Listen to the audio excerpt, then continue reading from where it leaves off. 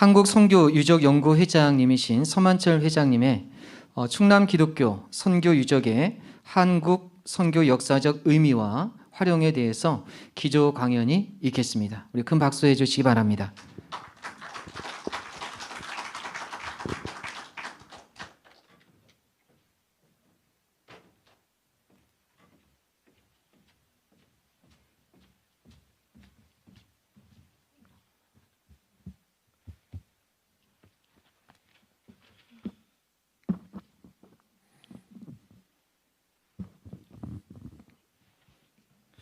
네, 안녕하세요. 방금 소개받은 한국선교유적연구회 서만철입니다. 오늘 제가 드릴 말씀은 충청남도에 있는 기독교 선교유적의 그 한국 선교 역사적 의미와 활용이라는 그런 제목으로 좀 말씀을 드렸습니다. 시작하기 전에 한국 최초로 137년 전에 한국에 최초로 온 언더우드 선교사님의 기도를 같이 한번 읽으면서 기도하는 마음으로 시작했으면 좋겠습니다. 시작. 주님, 메마르고 가난한 땅, 나무 한 그루 시원하게 자라오르지 못하고 있는 이 땅에 저희들을 옮겨와 앉히셨습니다. 고통인 줄 모르는 그들에게 고통을 벗겨주겠다고 하면 의심부터 하고 화부터 냅니다. 이제 우리가 무엇을 해야 하나 막막하기만 합니다. 그러나 주님, 우리는 순종하겠습니다. 지금 우리가 서양 귀신 양귀자라고 손가락질을 받지만 학교도 없고 병원도 없고 의심과 멸시와 천대만 있는 이 땅이 이제 멀지 않아 은총의 땅이 되리라 믿습니다. 아멘. 네, 137년 전에 이 땅에 처음 온 언더우드 선교사님은 정말 그 당시 상황을 산과 들에 나무 한 그루 시원하게 자라오르지 못하고 있는 땅이다, 이렇게 표현을 하고 있습니다. 지금 울창한 살림을 가지고 있는 우리 대한민국 상황에서 이게 이해가 안 되는 이야기지만, 젊은 사람들은 이해가 안 되지만 저희 나이에 있는 사람들은 이해가 되기도 하죠. 사실 뭐 연료 문제 때문에 온 산에 다 나무 베다가 떼고 그랬던 그런 시절이었죠. 정말 그 학교를 세워서 그 학생들을 가르치려고 학생들을 모집을 하면 여기 나와 있는 대로 서양 귀신들이다. 서양 귀신들을 한자로 표현한 게 양귀자예요. 그 서양 귀신들한테 우리 아이들을 어떻게 맡길 수 있겠는가, 학생들을 내주지 않았어요. 더군다나 그 양반집이나 또 있는 집에서는 더더군다나 자녀들을 내놓지 않았고, 다른 딸들은 더더욱 내놓지 않았어요. 그러니까 선교사들이 와서 남학교와 여학교를 지으면서 교육 사업으로 시작하고 병원도 지으면서 의료 사업과 교육 사업으로 선교 활동을 시작을 했지요. 그래서 여학생들을 특히 불러다가 교육을 시키려고 하면 내놓지 않기 때문에 결국은 처음에 불러온 학생들은 전부 가난하고 정말 이렇게 사나 저렇게 사나 뭐 별반 차이가 없는 그런 그 집 딸들을 이제 데려다가 기르기 시작한 거죠. 그러다 보니까 출석부를 만들려고 하면 출석부에 이름을 적어야 되잖아요. 너 이름이 뭐니? 뭐 이름이 없어요. 더군다나 여학생들은 더더군다나 이름이 없어요. 그래서 그 선교사님들이 성경에 나오는 헬렌이나 또는 한나나 이런 여성 이름들을 그 여학생들 이름한테 붙여준 것이죠. 광주에서 선교를 했던 셰핑이라는 선교사가 있습니다. 서서평 선교사라고 간호 선교사로 와서 평생을 광주 지역에서 보냈던 그 선교사, 유명한 선교사인데요. 그분의 자서전에 보면 자기가 만났던 여성 500명 중에서 자기 이름을 가지고 있는 사람은 50명도 채 안 되었다, 이렇게 기술을 하고 있어요. 정말 저는 그 내용을 보는 순간 깜짝 놀랐어요. 이 정도였는가. 남녀 차별을 둘째치고 사람한테 이름이 없다는 이야기는 정말 존재의 가치에 관한 문제이기 때문에 우리 사회가 어떤 사회였는가, 그것을 단적으로 보여주는 그런 사회였습니다. 정말 학교도 없었고 병원도 없었고 사회에는 양반과 상놈 또 천민 이런 사이 계급들 사이에 의심과 멸시와 이 천대가 가득했던 그 땅이었는데, 그 땅을 그런 환경에서 언더우드 선교사님은 멀지 않아서 은총의 땅이 되리라 믿습니다. 이렇게 기도를 했습니다. 정말 기도는 성경 말씀대로 보이지 않는 것들이 실상이라고 이렇게 표현했는데 그 당시 환경으로는 이게 은총의 땅이 되리라고 정말 상상하기 어려웠던 그런 시절에 이렇게 은총의 땅이 되리라 믿습니다. 이렇게 기도를 했던 것입니다. 1945년 이전에 해방 이전에 한국 땅을 찾았던 선교사가 1529명입니다. 국적별로 보면 미국이 대략 한 70%, 영국이 13%, 캐나다, 호주 이런 나라들, 그래서 서구권에서 서구 영어권에서 많이 보냈죠. 그래서 심지어는 이 선교사들이 와서 한국 사람들 보고 일본인이 되길 바라지 않는다면 이 교회를 다녀라. 그러면 교회를 다니게 되면 그 미국이 이 한국을 돌봐줄 것이다. 이런 미국의 힘을 활용하면서 이렇게 선교를 했다는 기록도 발견이 되고 있습니다. 교파별로 보면 장로 교단이 45%, 감리 교단이 28%, 두 교단이 가장 많은 선교사를 파송했고 다른 교단은 성결교나 침례교나 이게 다른 교단들은 약 한 5% 내지 6%씩을 이렇게 점유하고 있는 것을 볼 수 있습니다.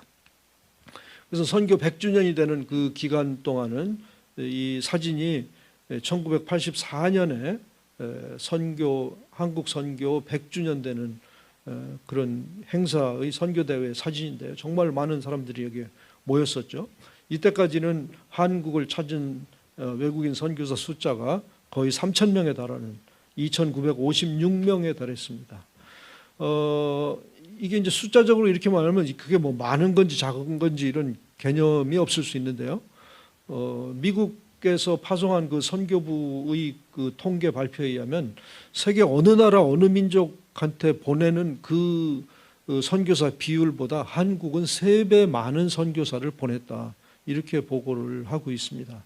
그래서 그것은 우리 한국 사람들한테 커다란 그런 축복이 아니었나. 선교사들이 이렇게 많이 왔기 때문에 우리나라가 복음화가 성공이 됐고 2000년 기독교 선교 역사 중에 정말 보기 드물게 이렇게 성공적인 기독교 선교가 된 나라다 이렇게 말씀드릴 수 있습니다. 한국은 그렇게 선교사들로부터 전도를 받아서 우리만 잘 믿고 그런 것이 아니라 이제 한국은 다른 나라들을 통해서 2015년 현재 171개국에 27,000명이라는 선교사를 파송하고 있었고 작년 연말 통계로는 이제 코로나 때문에 좀 줄어서 168개국에 22,259명의 선교사를 파송하고 있습니다. 단연코 그 선교 부분에 있어서는 미국 다음 가는 G2의 국가가 됐다는 것이죠. 그러면 선교에서 G2의 국가에 달성이 됐는데 하나님께서 한국을 가만히 두시겠는가? 저는 가만히 두리라고 보지 않습니다. 이렇게 수많은 선교사를 해외로 내보냈으면 그 선교사들이 효과적으로 선교를 할 수 있도록 경제적인 뒷받침을 해야 되는 것이 당연한 일이죠. 그 경제적인 뒷받침을 위해서 하나님께서는 한국을 크게 경제 부흥을 일으키실 것이다. 저는 이렇게 믿고 있습니다. 선교에서 G2가 되면 머지않아서 경제에서도 G2가 되리라 이렇게 생각을 하고 있습니다.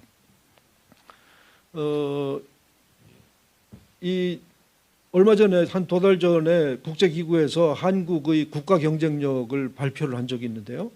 우리는 그동안에 무역 규모에 있어서 세계 9위의 무역 규모다. 경제 규모에서 대략 9위 내지 10위 정도 가지 않느냐 이렇게 그 각종 통계를 접했었는데 한 2달 전에 발표된 국제기구의 한국 국가 경쟁력은 세계 6위였습니다. 정말 놀라운 일입니다. 앞으로 더욱더 아마 발전이 될 것이다 이렇게 예측을 하고 있습니다. 특히 그 군수 제품들, 군사 제품들에 관해서는 한국에서 생산하지 않으면 지금 공급하기가 어려운 지경이다 이렇게 전 세계는 인식을 하고 있고 오히려 그 독일에서 생산하던 그런 무기들보다도 앞선 제품을 한국이 값싼 가격에 이렇게 공급을 하고 있기 때문에 이거 정말 이런 분야들로 많이 발전을 할 수 있을 것이고, 우리가 단지 핵무기가 없다 뿐이지 핵을 운반할 수 있는 수단이라든지 결정만 하면 또 단시간에 만들 수 있는 원자력 기술이라든지 이런 것들을 충분히 가지고 있기 때문에 정말 우리나라도 국방에 있어서도 뭐 몇 번째 안 가는 그런 능력을 가지고 있기 때문에 이 세계 6위의 국가 경쟁력은 결코 과장된 그런 것은 아니다, 이렇게 보고 있습니다. 선교사들이 한국에 그렇게 왔을 때 다른 나라 다른 민족들보다 3배 많은 선교사들이 왔을 때 와서 그냥 각자 각계전투 형태로 선교 활동을 한 것이 아니고 이 미션 스테이션이라는 개념을 가지고 접근을 했습니다. 예를 들어서 충청남도를 선교를 해야 되겠다 그러면 그 당시 충청남도의 중심이던 공주 지역에 선교 기지를 설치를 했습니다. 선교 기지라고 하면 그 목표로 정한 도시에 약 땅을 5만 평 내지 10만 평 확보를 합니다. 상당히 넓은 땅이죠. 확보를 해서 그 안에 남학교와 여학교를 따로 짓습니다. 남학교 하나 짓고 그 다음 해나 그 다음 해 정도에 여학교를 또 짓습니다. 그 당시는 남녀 7세 부동석 시기였기 때문에 같이 남학생 여학생이 한 학교에서 공부를 할 수가 없었습니다. 그렇게 학교를 짓고 또 병원을 짓고 또 선교사들이 묵을 수 있는 선교관을 짓고 그 다음에 마지막으로 교회를 짓습니다. 왜냐하면 이 선교를 직접 허락받은 것이 아니고 고종황제 대한제국의 고종황제 시절에 의료사업과 교육사업으로 허가를 받았습니다. 황제로부터. 그래서 들어와서 처음에는 교육사업을 시작하고 의료사업을 시작하고 시간이 지나면서 이제 우리나라 그 사람들이 참 듣기 좋은 소리가 3가지 있다고 그래요. 하나는 그 배고픈 내 자식 목구멍으로 밥 넘어가는 소리가 그렇게 좋은 소리라 그래요. 듣기 좋은 소리. 그 다음에 한 5, 6월 달에 이게 메마를 때 논이 쩍쩍 갈라지잖아요. 그 갈라진 논으로 물이 들어가는 소리, 논에 물 들어가는 소리가 듣기 좋은 소리다. 그 다음에 3번째 듣기 좋은 소리가 뭐냐면 내 자식 글 읽는 소리. 이 3가지가 한국 사람들이 즐겨 듣는, 듣기 좋아하는 3가지 소리라고 그래요. 그 내 자식 글 읽는 소리, 그만큼 교육에 관심이 많았다는 얘기죠. 그 자기 자식들을 교육을 시켜주고 죽어가는 사람을 데려다가 고쳐주고 얼마나 감사합니까? 고맙고 그 열린 마음에 이제 복음이 들어가는 거죠. 그래서 교회를 건축을 해서 교회를 짓고 그것이 미션 스테이션이에요. 땅을 한 5만 평 내지 10만 평 확보를 해서 거기에 학교, 남학교, 여학교 짓고 병원 짓고 시약소 짓고 또 선교사들이 묵을 수 있는 선교사 사택 짓고 또 순교하다 돌아가신 분들 순교자 묘지도 짓고 교회도 그 안에 넣고 이게 미션 스테이션의 개념입니다. 그런 미션 스테이션이 1932년 현재 전국에 37군데 도시에 있었습니다. 지금 보시는 그 지도가 좀 글씨가 좀 작아서 안 보이시겠지만 미국 사람들이 만드는 그 당시 1932년에 한반도에 있었던 미션 스테이션의 위치입니다. 그래서 오늘날 남한 지역에 23군데의 미션 스테이션이 있었고 북한 지역에 11군데의 미션 스테이션, 그리고 우리 동포들이 살던 만주 지역에 3군데. 북한이나 만주 지역에는 이제 이미 다 없어졌고 남한 지역도 이제 외국 선교사들이 그 철수하면서 한국 사람들한테 물려줬을 때 그때가 우리나라가 전쟁 이후에 굉장히 어려운 때였어요. 그래서 하나 둘씩 팔아서 또 교회 짓고 이런 데 다 쓰고 하느라고 많이 헐리고 팔리고 그랬습니다. 그래서 현재 그러한 그 미션 스테이션의 개념을 적용해 봤을 때 약 한 7, 80%의 윤곽을 지키고 있는 도시, 거기를 우리가 찾아보면 8개 도시입니다. 서울, 공주, 청주, 전주, 광주, 목포, 순천, 대구, 이런 8개 도시에 그런 윤곽들이 남아있다. 우리는 이 유적들을 좀 더 잘 지켜야 될 거 아니냐, 이렇게 생각을 하고 있고, 이제 이 지역 이외에도 여러 군데 또 그런 의미 있는 지역이 있습니다. 공주의 침례교 선교사 대부로 일컬도 있는 말콤 페닉 선교사, 2, 3년 전에 이 동상을 세웠는데요. 이 말콤 페닉 선교사가 한국에 온 지 130주년 되는 그런 해에 원래 원산에서 미션 스테이션이 있었는데 이제 이북이라서 가지는 못하고 이분이 담임 목사를 맡았던 공주 침례교회 역사 정원에 이와 같이 동상을 저희 한국선교유적연구회와 그 교회가 합쳐서 세웠습니다. 이 말콤 페닉 선교사는 공주의 성경학원을 둬서 많은 목회자를 배출했고 그 목회자들이 선교를 중국이라든지 러시아 지역까지 선교를 떠나게 했으며 전국에 200개 이상의 교회를 침례교회를 세웠습니다. 그 성경학원이 기초가 돼서 공주에 있던 그 성경학원이 기초가 돼서 오늘날 대전에 한국침례신학대학이 대전에 있게 되는 배경이 된 것입니다. 공주에 있던 감리교 선교 기지의 옛 모습입니다. 그 당시 칼라 사진은 아니었고 흑백 사진이었는데 화가들이 여기에 이제 칼라링을 해서 마치 칼라 사진처럼 보이는데 여기에 여러 채의 그 커다란 건물 사진이 보이고 있죠. 안타깝게도 많은 부분이 흘려나가고 정말 이 사진을 보면 오른쪽 아래쪽을 보면 이게 산인데 이게 나무가 한 그루 안 보이죠. 여기 지금 가면 아주 빽빽하게 나무들이 이렇게 들어서 있는데 이 당시는 나무들이 시원하게 나무 한 그루 시원하게 못 자랐다는 그 이야기가 지금 이 이야기입니다.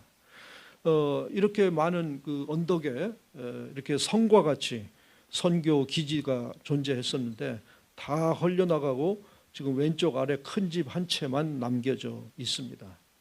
그것이 이제 지금 문화재로 등록문화재로 등록이 돼 있고 또 교회는 제1감리교회가 기독교 박물관으로 지금 쓰이고 있습니다. 그래서 공주에 처음 왔던 그 선교사들이 처음 지었던 집인데 이 집이 충청남도에서 최초로 건축된 서양 건축입니다. 지금 봐도 상당히 아름다운 집인데 아쉽게도 이 집도 헐려나갔고 이 집은 사람들이 천당집이라고 불렀어요. 별명이. 와서 많은 사람들이 매일매일 구경을 왔는데 신기하기 때문에 정말 와서 보고는 선교사님 당신들은 천당 갈 필요가 없는 사람들입니다. 이미 천당 같은 데서 살고 있으니까. 그래서 이 집 별명이 천당집이에요. 이 선교사님은 샤프 선교사고 그 부인 선교사가 사이리 선교사인데 이 사이리 선교사는 유관순 열사를 천안 병천에서 13살에 유관순 열사를 데려다가 이 집에서 2년 동안 양녀로 삼아서 먹이고 재우고 자기가 세운 학교에서 2년 동안 가르치고 아이가 똑똑하니까 서울의 이화학당으로 장학금까지 확보해서 이화학당으로 보냈던 것입니다.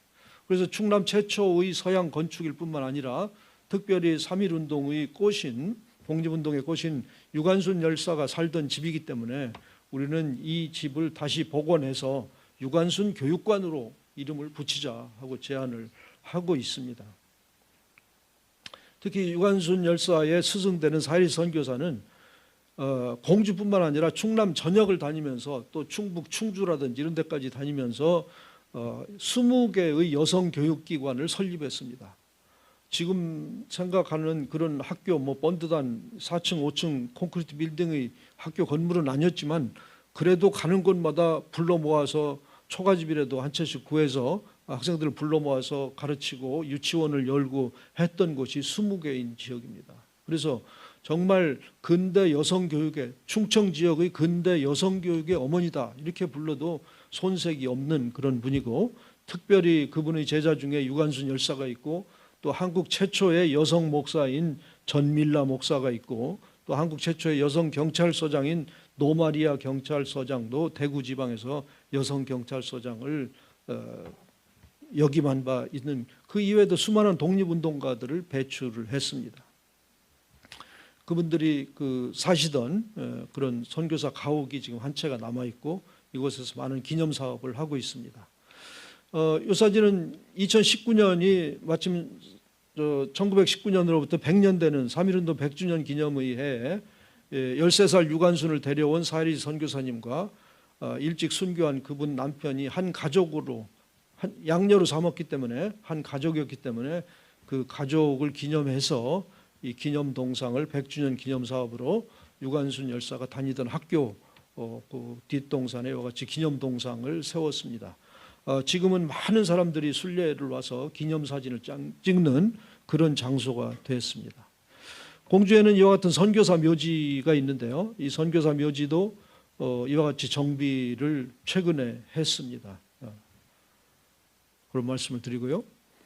이 선교사 묘지에는 참 특이한 그 무덤이 있는데 그 샤프 선교사가 바로 순교를 했기 때문에 그 후임으로 오신 윌리엄스 선교사가 23살, 24살의 부부가 콜로라도 덴버 대학을 졸업하고 바로 공주 땅으로 와서 그 영명학교, 공주 영명학교를 운영을 34년 했습니다. 교장을. 그리고 34년 뒤에 일제가 태평양 전쟁을 준비하면서 이 선교사들을 다 스파이로 몰아서 다 쫓아낼 때 그때의 모습이 그 밑에 있는 사진 모습입니다. 평생을 바쳐서 인생의 가장 꽃다운 시기 34년을 이 충남 선교에 그분이 서천까지도 오셨고 안면도까지도 갔고 보령도 갔고 다 다니면서 선교를 하셨던 분입니다. 그분은 5명의 자녀를 한국에서 낳았는데 안타깝게도 2명은 일찍 하늘나라로 보냈습니다. 제일 오른쪽에 있는 그 소녀가 올리브라는 아이인데 그 아이가 8살에 공주에서 안타깝게도 운명을 달리해서 공주 선교사 묘지에 묻혀 있고 지금도 가운데 그 아들이 맏아들인데 이름을 광복이라고 졌습니다. 일제에서 빨리 독립을 해라 하는 그런 뜻을 담아서 광복이라고 졌는데 이 광복은 중학교까지 여기 졸업하고 미국에 가서 나중에 의사가 됐습니다. 의사가 된 다음에 한국이 해방됐다는 소리를 듣고 해군 군의관으로 자원해서 한국 땅을 다시 찾습니다. 그래서 한국에 와서 미 군정사령관 하지 사령관의 비서실장을 하면서 많은 공을 세웁니다. 특히 좌익 세력의 척결에 크게 앞장서고 대한민국 정부의 정부 수립에 큰 공헌을 한 그런 사람입니다.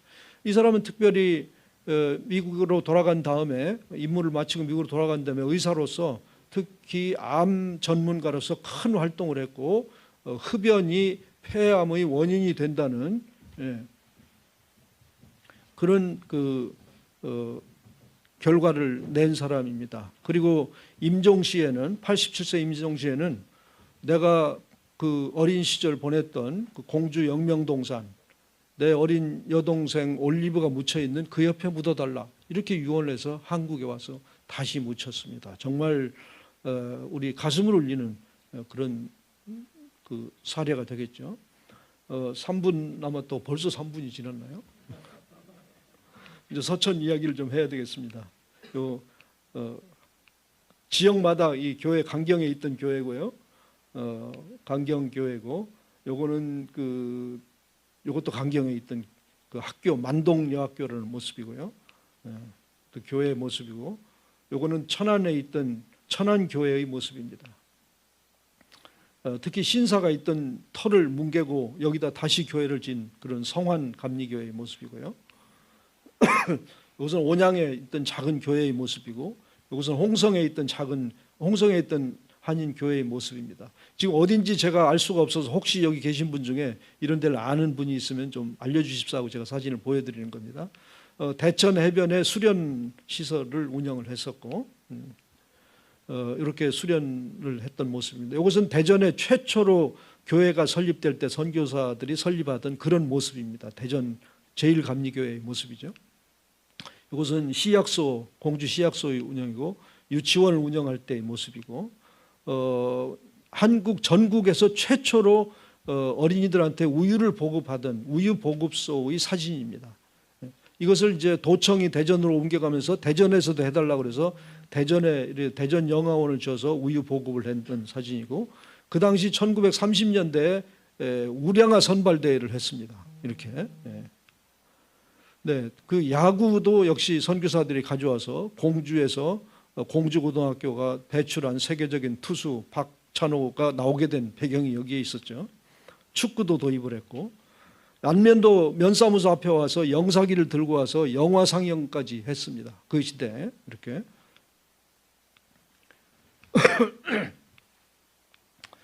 그래서 이런 광복군 교육에도 기여를 했고 선교사님 인도에서 활동할 때 빼고 그분 후손들을 이렇게 초청해서 지난 여름에 그분 후손들 27명을 초청해서 감사 예배도 드리고 학술회의도 하고 사진전도 하는 그런 모습이고 선조들 묘소에 찾아가서 참배하던 그런 모습입니다. 또 전국 CBMC 부산에서 개최된 전국 CBMC에서 이렇게 선교사 사진전을 가졌고 그 후손들이 현장에 찾아와서 참 좋아하던 그런 모습입니다. 이 서해안 벨트로 와서 특히 이제 최초 성경 전래지로서 굉장히 중요한 한국의 한때는 25% 1,000만의 그 크리스찬인데 그 크리스찬들이 중요하게 여기는 성경책이 한국 땅에 처음 도착한 데가 이 서천이다, 마량진이다 하는 것은 한국 기독교계에 매우 중요한 그런 의미를 갖는다. 그래서 이 부분에 대해서 더 깊이 있는 연구를 통해서 또 하나하나 밝혀져야 되겠다. 저는 사실 이 부분에 대해서 깊이 있는 연구는 하지 못했는데 저 다음에 발표하실 그런 분들이 상당히 각종 문헌을 뒤져서 깊이 있게 발표를 해 주실 줄로 믿습니다. 이 중요성을 우리가 이런 학술 회의를 통해서 또 언론을 통해서 알려야 될 것이다. 이렇게 강조를 하고 싶습니다.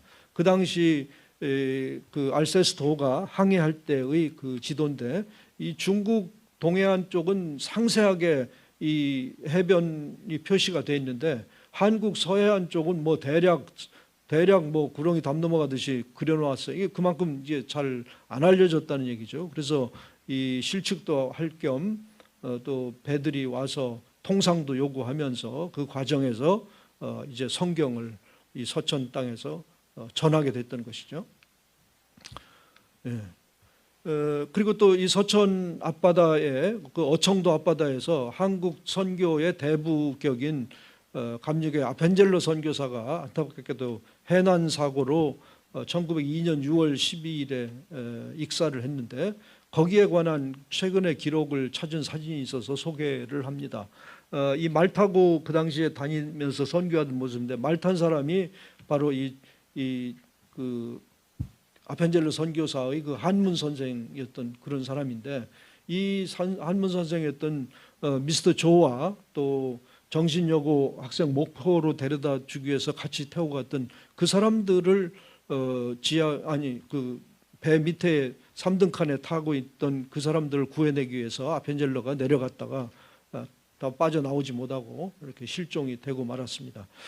그분의 시신은 아직도 찾지 못하고 있는 편이고 이 양화진 그 선교사 묘역에는 가묘가 이제 설치가 됐죠. 이 사진의 오른쪽에 그 갓을 쓰고 있는 그 사람은 이제 왕실에서 보내준 기수였습니다.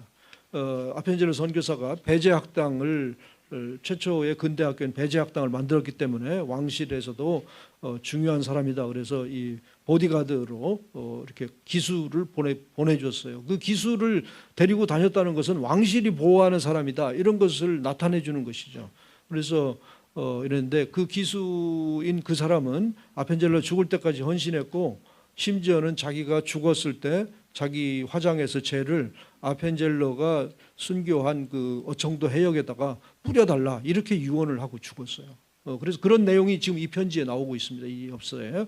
그래서 그 죄를 뿌려달라고 유언했고 나중에 이 편지를 쓴 메어리라는 사람이 다시 한국에 와서 그 후손을 만나서 봤더니 실제로 어청도 해역에 그 자기 아버지 유골을 죄를 뿌렸다 이런 것을 확인했다 이런 내용을 여기다 적고 있습니다. 또 이런 내용들 이런 감동적인 이야기 얼마나 존경했으면 수십 년 지난 다음에 아펜젤로 자기 주인이었던 아펜젤로 선교사가 돌아가신 수십 년 뒤에 자기가 죽고 나서도 그 아펜젤로 주인 죽은 그 해역에다 자기 죄를 뿌려달라 이렇게 부탁을 했을 거예요.